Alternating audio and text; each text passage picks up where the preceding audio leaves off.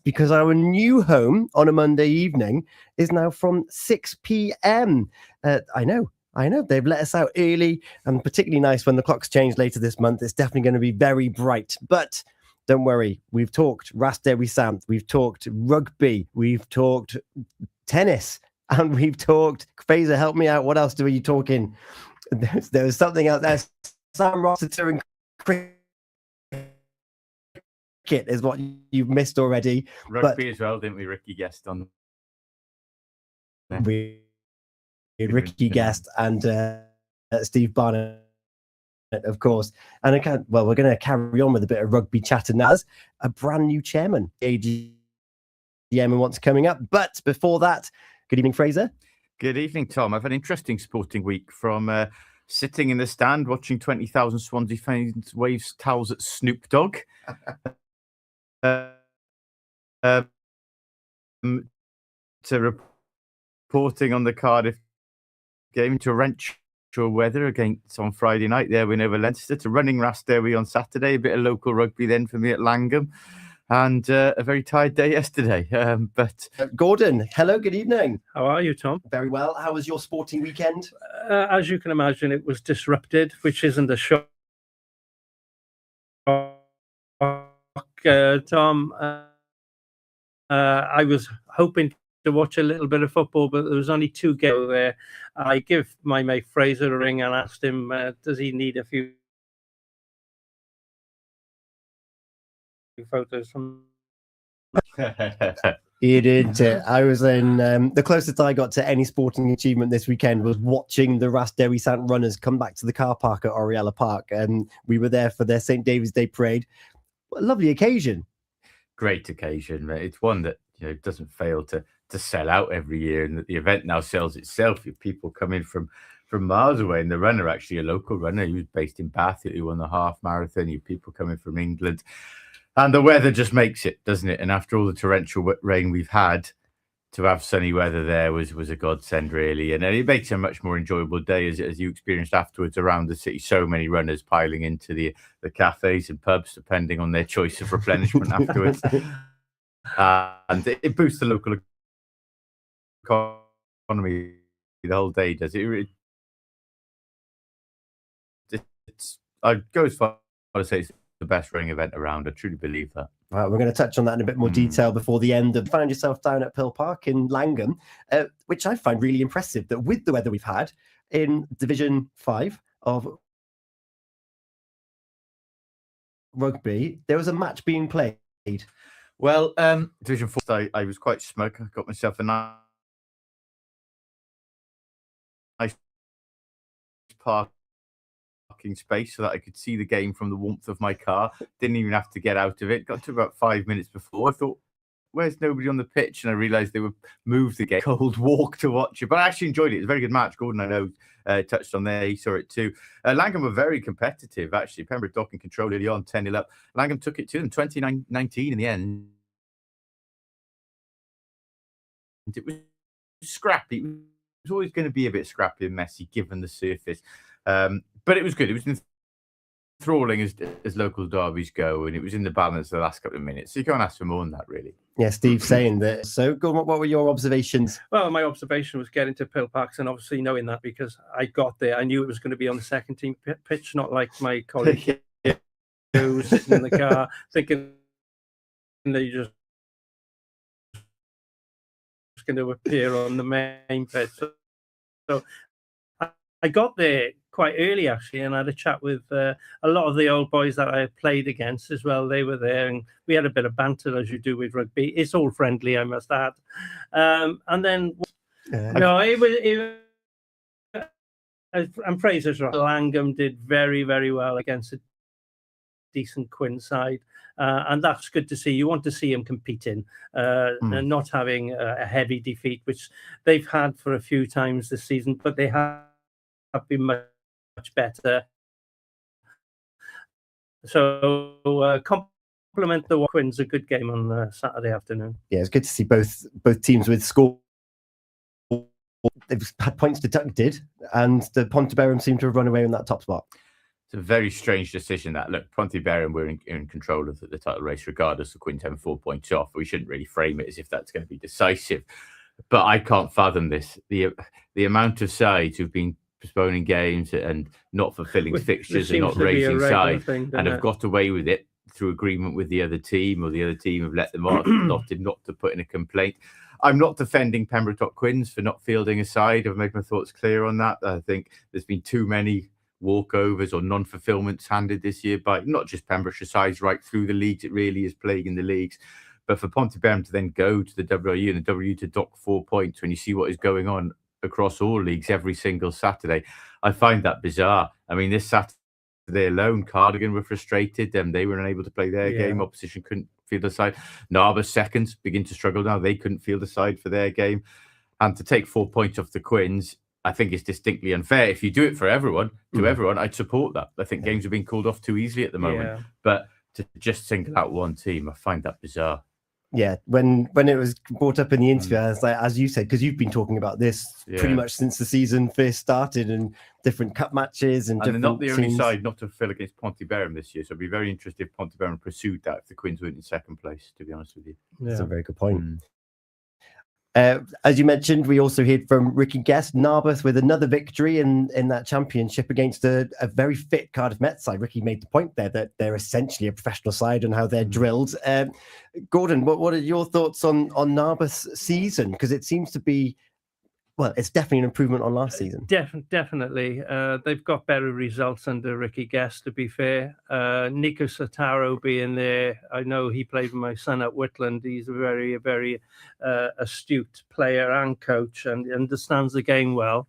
So that has definitely been a help for them as well, I would have said. He's a maturity that helps, especially in the fly half position.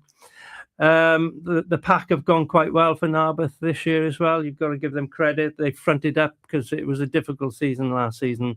We always thought at one point they were going to get relegated, but thankfully they stayed where they are, and now they're a competitive side in that division. That's what we want to see. And what's more important to me than anything, it's more that there's more local boys involved in that Narberth side than the Llanelli boys that were there back in a few seasons ago. So the better players, clubs don't like me saying this, but the better clubs got a club to play at a high standard of rugby. It's a Pembrokeshire side. You have to see it that way. Like Haverfordwest County branded as a Pembrokeshire community club. Narberth are exactly that in rugby terms, and playing at one of the highest levels that you can play at. Those are the games you've got to win as well, actually, because we spoke about it before, didn't they? Raise their game to beat Pontypridd. They raised their game against Neath, but it's not just a big fixtures which will keep them up. It's winning on the road against teams around them, like Cardiff Met, who I think were a couple of places above them going into Saturday. That's what's going to keep them up in the league. They're the important games. Yeah, and as Kim made the point, keeping your Llangennechs and your Brecons and your other teams around you down as well. Yeah, and then just below them, we're talking about Narberth's season last year. Crymych, they found themselves in that division beneath them, and they're having a tough time. Yeah, but a brilliant win from 25-24, first win of the season on Saturday against Tata Steel. Look, it won't make a difference. Crymych are going down. The points difference is way too vast for them to make that up. But it won't make a difference to them to the table, but it will boost the club, and you need that. It's nothing worse than getting to January, February, and you're looking at a winless season and little to play for. You struggle with motivation. Then Crymych as a club have struggled this year. It was refreshing to see Saturday, actually, their first team had a good win, and their second team put a competitive performance in St. David's. So they fielded 2 decent squads. That's what they've been struggling to do. Their seconds have been struggling to pay on days when their first team play, especially when the first have been away. They're tending to have dropouts and lack of numbers, which is hitting the second. The second team actually have been fortunate to, I think they've had points deducted as well in 4 West Day, but they've had a series of postponements. We spoke about it previously in the show, Fraser, you say about second teams. They all start off very brightly. It's running the course of the season, isn't it? That's been the problem. The first season is usually the first term of marriage, everything's sweet, and then you have to get away from that. You want to get out a bit more and not be with the wife so much. So what I'm saying is they find something else to do on a Saturday afternoon, which isn't great. But I'm not against the principle of these second teams playing the league structure, but Gordon's right. It can't be done on a whim and a prayer. I'm not saying these have been, but you can't just do it through enthusiasm because you've suddenly got numbers.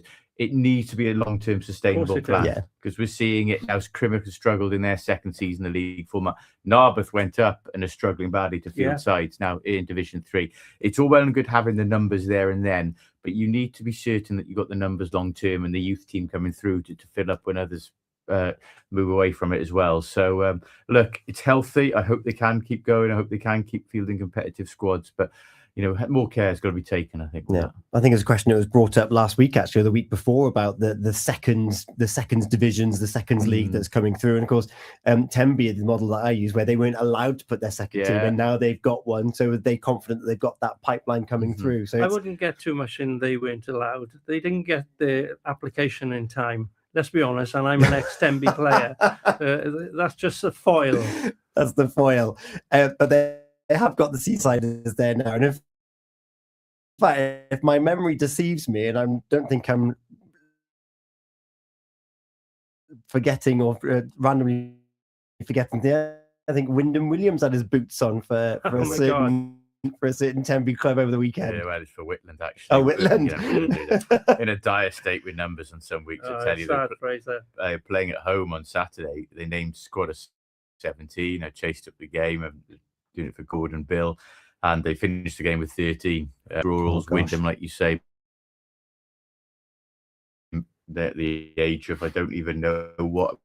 I'm pretty sure he's retired about 3-4 times before. And then again, Whitland, that's their problem. Because you look at the teams below them, Pencloud and Betus are gone. 100-0 by Abereyron on Saturday, 114 Wow. Pencloud, who are below Whitland, have still got to play Betus, so they are likely to win there and go above them, which will drop Whitland into the bottom two. So at the moment, they're all right, because Pencloud keep losing. They're going to have to win again. They're going to have to find a fixture where they feel a strong side. In reality, don't like saying it, they're going to have to. That's the that's the reality of it. I mean, we're not used to seeing Whitland where they are at this moment. Squad. Fraser played in a very strong squad, have been renowned for a very, very strong rugby side, and it's a shame to see them at this moment in time where they are, because they're a great club.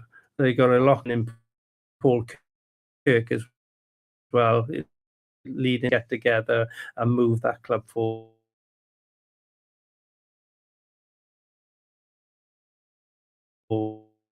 It's difficult times for them. Yeah. If you just joined us, it's your Pure Sports Union, Eaton-Evans and Morris Solicitors, coming up to 7:20. Coming up shortly, we're going to be chatting with Martin Jones, the new chairman of the Pembroke County Cricket Club. Before we do that, though, should we turn our attention to football very quickly? Yeah, just 2 games in Division 1 and 2 big results. A huge win for Fishguard. Actually, didn't see that one coming. There to win at Tenby like that, 6-3, I think, from 3-1 down as well, or 2-1 down. Yeah. And I'd looked at Fishguard's game. They got so many games in hand over Narberth, but they still had to win one, and they weren't in winning form, and that result will boost them. They still got to play Kilgetty twice. So Kilgetty teams at Carew, we thought we were pulling away from it. Now right back in it. Pennar right back in it. Clarby Road not safe yet. And you looked at a good win for Goodwick as well. That'll impact the bottom end of the table. It's more interesting in that bottom pack than what it is in the top half. To be honest with you. And from a Goodwick point of view, that's all they can do. Hakin weren't playing. Goodwick have to win again. That's all you can do, and hope Hakin stumble then when they do get back to pressure up. It might be unlikely, but that's all they can do. And how much do you think this awful weather is going to are going to have to start being played towards the end? At a midweek fixture. That's another thing. I mean, once the clock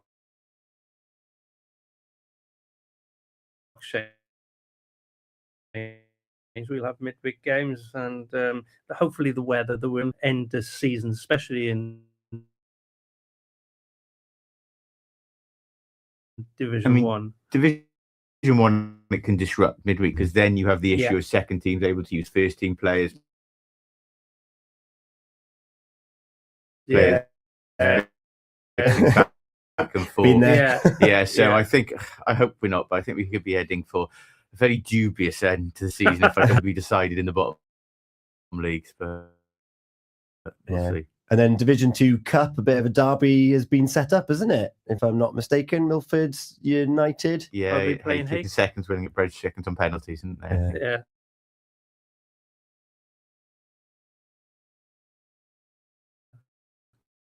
They beat the Bridge on Saturday. Yeah, good game. Yeah, late goal. Yeah, 120 minutes of football to separate them, and Gareth Fawcett of all people, and a penalty which enabled Hakin to squeeze home into the semi-final. And born again as a goalkeeper.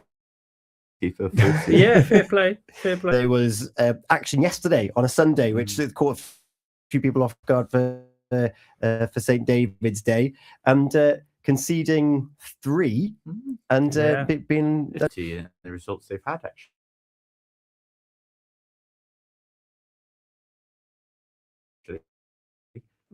Big announcement, of course, about the new investment on Friday.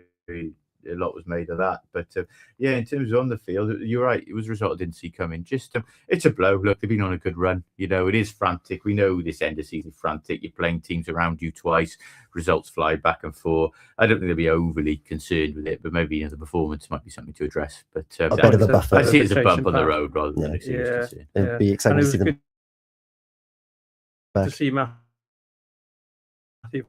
Fox's young son getting on, 16-year-old. I was about to say congratulations. Congratulations to him. That's great. Also, Greg Walters just celebrated the birthday in his first weekend.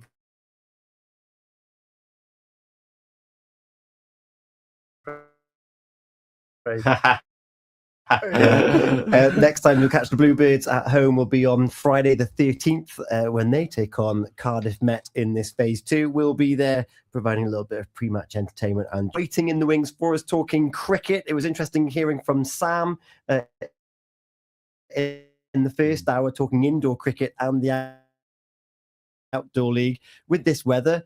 Without a game being called off on a Saturday. Until the Harrison Allen final.